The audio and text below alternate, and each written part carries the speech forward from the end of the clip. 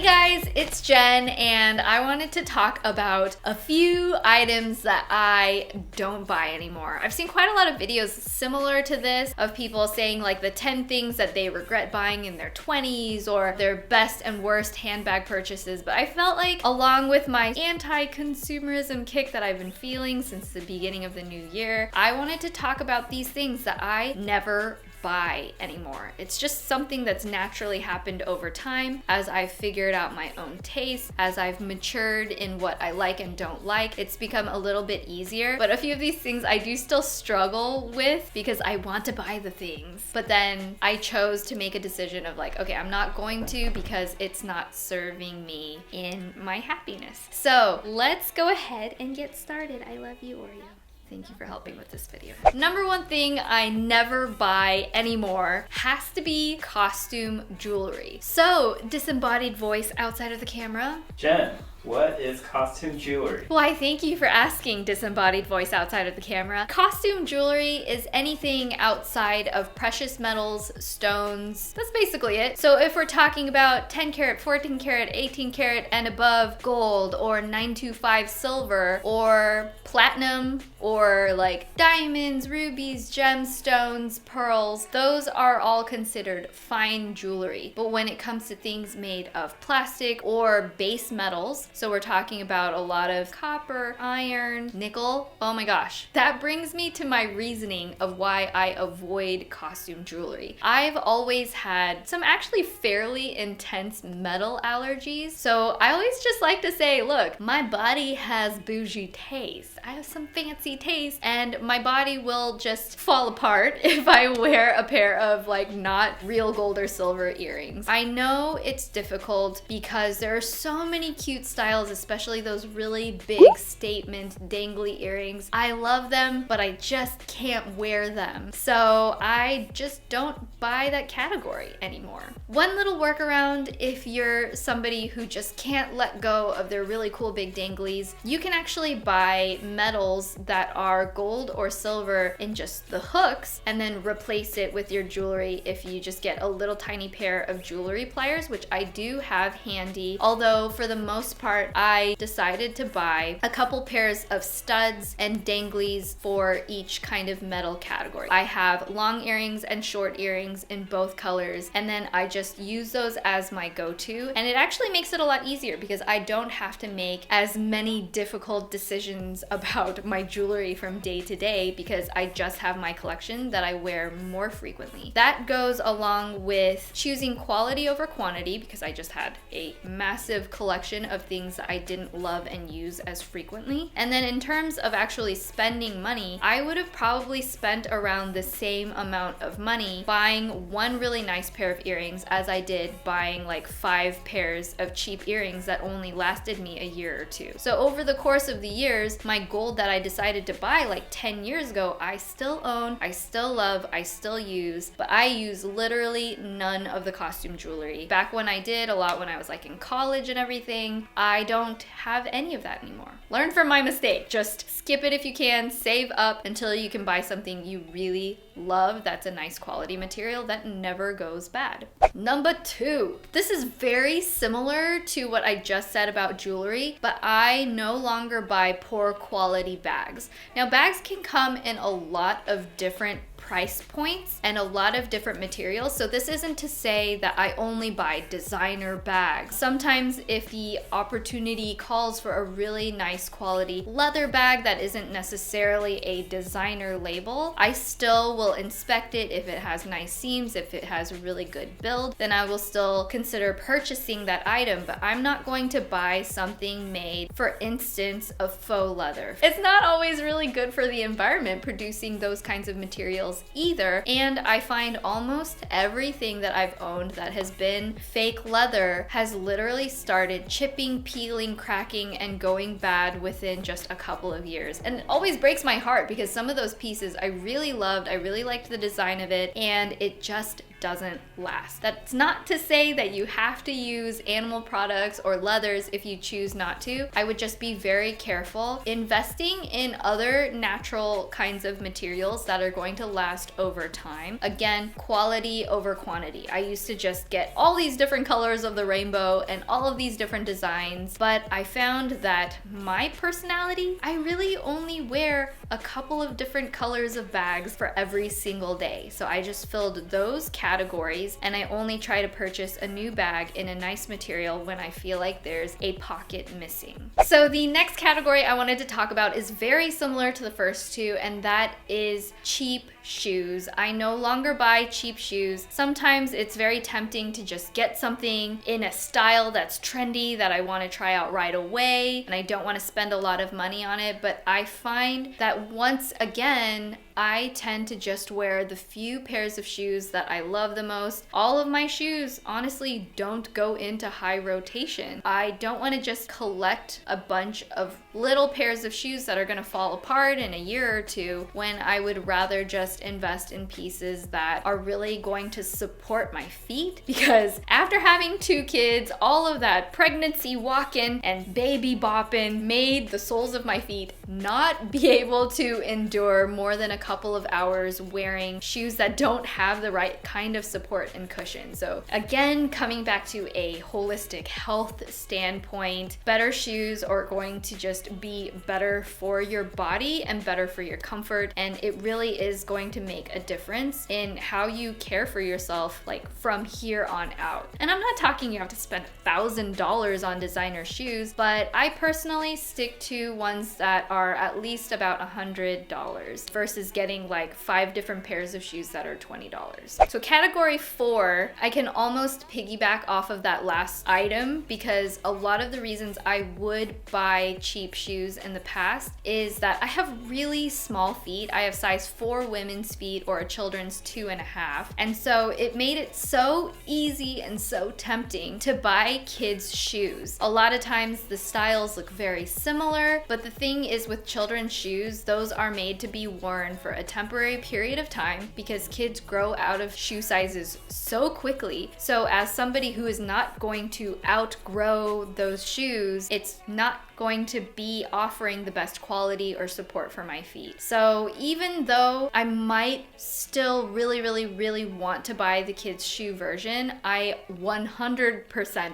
of the time have experienced those kids shoes not being very good quality compared to their adult counterparts. Sometimes my one exception would be if the kids item straight up doesn't come in an adult version, but that happens so infrequently that it's really not a big issue. I just try categorically to avoid children's items. I'm very short, I'm 4'11", I can actually fit a lot of children's clothing, but once again, I find that every time I see the logo, every time I see and am reminded that it's a piece of children's clothing, I mentally like it less. I value it less. And on top of that, if I get a pair of jeans, they warp and fade and they get really strange quickly, and it's also not cut to the shape of an adult woman's body. Even if you are more of a stickly, childlike physique like myself, I still gotta wear clothes that will fit the curves of myself, even if my curves aren't super curvy. It does make a difference because women are built differently. Sorry, Abercrombie kids jeans I used to wear in college. I don't have any of those anymore. 5, we're gonna take a big departure from the items we talked about in the past because these aren't items that are going to be worse quality. I'm talking about impulsive skincare purchases. My face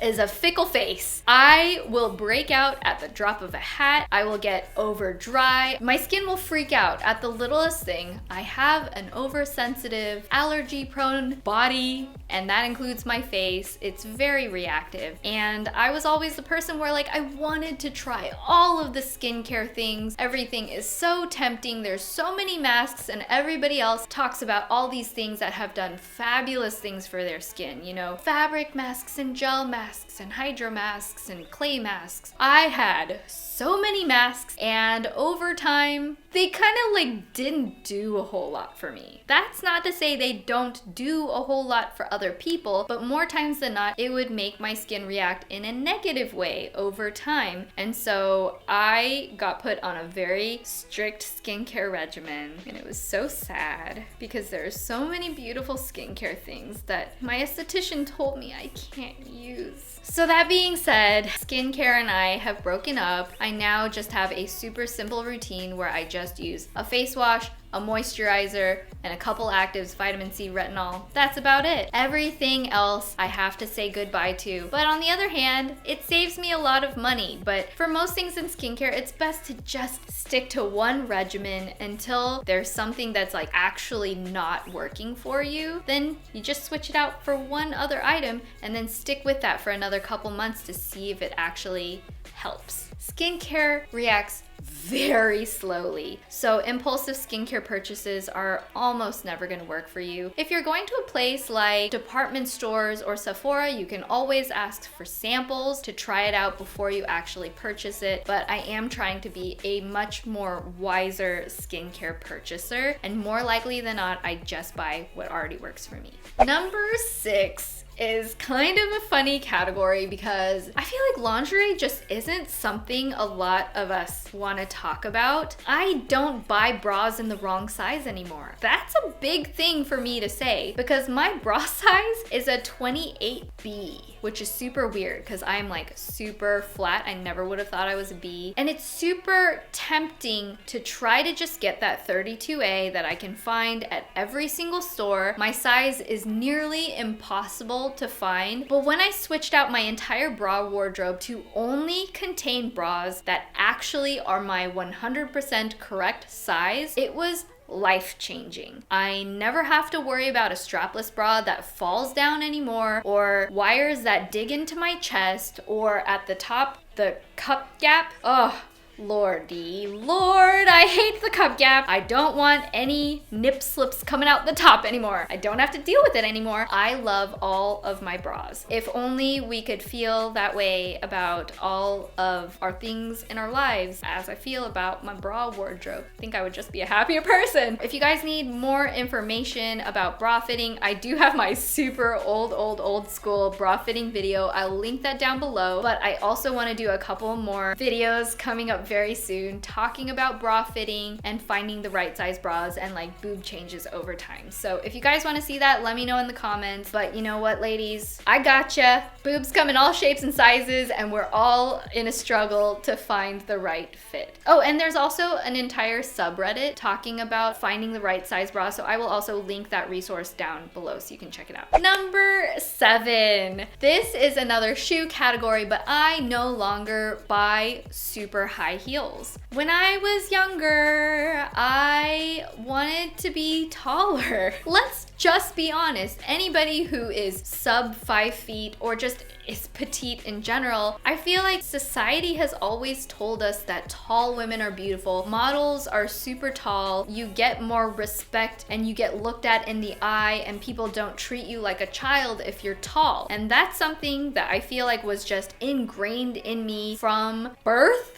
And it was something that I had to mentally disconnect from. I think a lot of that helped when I started dating Ben, my husband. Me, the disembodied voice. There you are, Ben. He and I have been married for 11 years, but before that we dated for like 7 years. And he's like 6 feet, 6'1". I used to feel like it was super awkward being over a foot shorter than him, but over time I just stopped caring, and in stop caring of being self-conscious standing next to somebody that I loved, it also made me not care about what anybody else thought as well. Don't get me wrong, I love high heels. I like them when I feel like it makes me look great and feel great, but I want to feel great for my feet as well. When it comes to my super small feet, my size 4 feet, I can only max out at like 3.5-inch heel. I just no longer do the super skinny, super high stiletto. They're out of my life. I need to be comfortable on the inside, but also with what's on my feet. So that takes priority. I can still find shoes within the rest of the range of footwear out there, with the millions of shoes out there, that will both satisfy my comfort and feeling confident of how I look as well. Number 8, I kind of debated not putting this in here because it's honestly just silly. I no longer buy character pajamas. I held on to my pink fleece Hello Kitty pajama bottoms, I want to say, for 10 years. They made me happy at the time, but as I have my own children who should be wearing their own character pajamas, it does put me in kind of a weird mental state where I feel like I just look sloppy. And even with my PJs, why not just wear PJs that feel great, that also look great, that don't look sloppy? Like, if it can fill all those categories, why not? I want to look and feel great all the time. So I had to let go of the character PJs. Bye, Hello Kitty. You served your purpose well.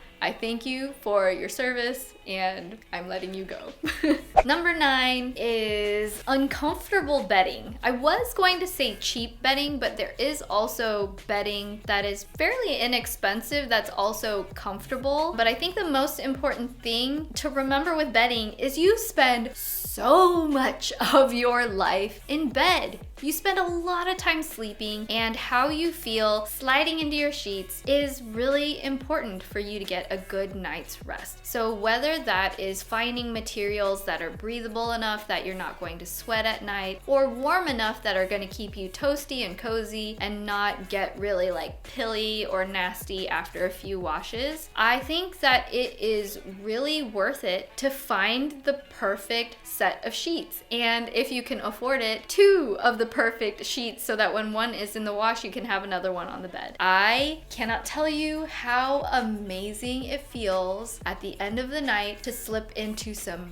brand spanking clean sheets that are perfectly soft, that are perfectly deep enough to fit around the mattress without struggling, and feel really, really comfortable all throughout the night. It's just the best feeling in the world. I don't have any cheap bedding or bedding that like makes me uncomfortable to get into, because it's just a high priority and something you use every single day. That's a big tip. If it's something that you use daily, invest in something you love. Number 10. This is something that I wish somebody had told me earlier. I no longer buy colorful towels. I don't buy towels that have colorful stitching. I don't buy towels that have decorative colors anywhere or like little things sewn onto it. I just don't. I just only buy white towels because almost guarantee it, any other color is gonna get messed up for me. Back in the days where I used like benzoyl peroxide to spot some of my acne spots, it would bleach out my towels. I would have these weird splotches that look awful. And then if it gets super dirty, what do you do with a dark towel? You can't bleach it. It's gonna get those weird bleach spots like I talked about. I got to a point where I was like, you know what?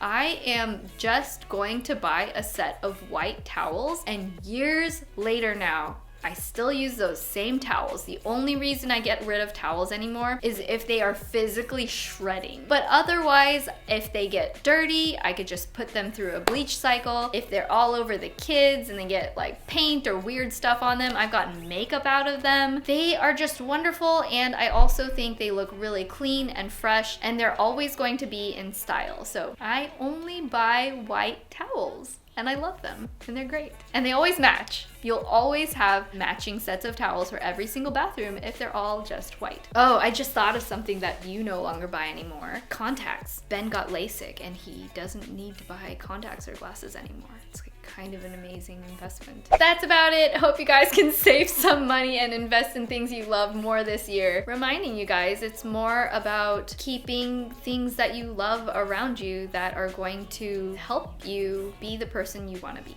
So I love you guys, and I will see you guys in the next video. Don't forget to subscribe and thumbs up and leave a comment. I love you. Bye!